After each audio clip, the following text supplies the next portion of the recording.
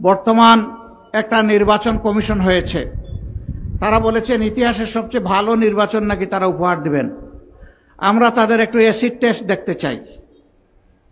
তারা জাতীয় সংসদের নির্বাচন, যেটা দিয়ে দেশ শাসন হবে 5 বছরের জন্য জনগণের ম্যান্ডেট নিয়ে, সেই নির্বাচনের আগে তারা, জনগণ এখন সাফার করছে স্থানীয় সরকারের বিভিন্ন জায়গায় প্রতিনিধি না থাকার কারণে। স্থানীয় সরকার নির্বাচনটা দিন, আমরা দেখি আপনাদের সদিচ্ছা এবং সক্ষমতা কতটুকু। এটার প্রমাণ আপনারা পেশ করুন। যদি এতে জনগণ সন্তুষ্ট হয়, জনগণের পরবর্তী খেদমতের জন্য জনগণ আপনাদেরকে পূর্ণ সহযোগিতা দেবে। আর এখানে যদি কোনো কিছু ধরা পড়ে, তাইলে জনগণ আপনাদেরকে হলুদ নয় লাল কার্ড দেখাই দেবে। আমরা কোনো বিশেষ দল গোষ্ঠীকে সুবিধা দেওয়ার কোনো ধরনের সুপারিশ আমরা মানব না। আমরা জনগণকে, 18 কোটি মানুষকে সুবিধা দেওয়ার যত সুপারিশ আছে তাই মানব। এই জন্য আপনাদের সকলের কাছে আমাদের অনুরোধ, নিজেকে গড়ুন, ঘরে ঘরে ন্যায় এবং সত্যের আওয়াজ পৌঁছে দিন।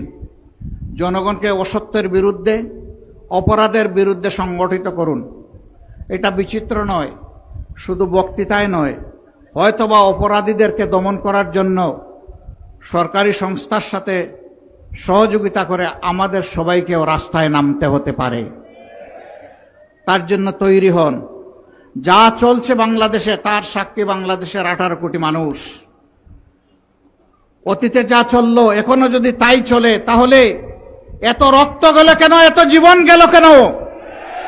এখানে শহীদের পিতারা, পরিবারের সদস্যরা এখানে উপস্থিত, তাদের সামনে আমাদের জবাবদিহি কি হবে? এই জাতির কাছে আমরা কিভাবে মুখ দেখাবো? যারা দুনিয়া থেকে চলে গেছে, তাদের আত্মা তো আমাদেরকে অভিশাপ দেবে। যারা জীবন্ত শহীদ হয়ে, পঙ্গু হয়ে হাসপাতালের বিছানায় কিংবা নিজের বাড়িতে কাতরাচ্ছে, তাদের কাছে আমাদের জবাবদিহি কি হবে? এই জন্য আমাদের শহীদদের প্রতি সম্মান রেখে, আমাদের পঙ্গু আহত ভাই বোনদের প্রতি সম্মান রেখে, তারা যেমন জীবন দেওয়ার জন্য লড়াই করেছে, বাংলাদেশকে জঞ্জাল মুক্ত, কলুষ মুক্ত, দুর্নীতি মুক্ত, দুঃশাসন মুক্ত বাংলাদেশ করার জন্য আমরা আরেকবার জীবন দিয়ে হলেও লড়াইয়ের জন্য প্রস্তুত হয়ে যাব ইনশাআল্লাহ।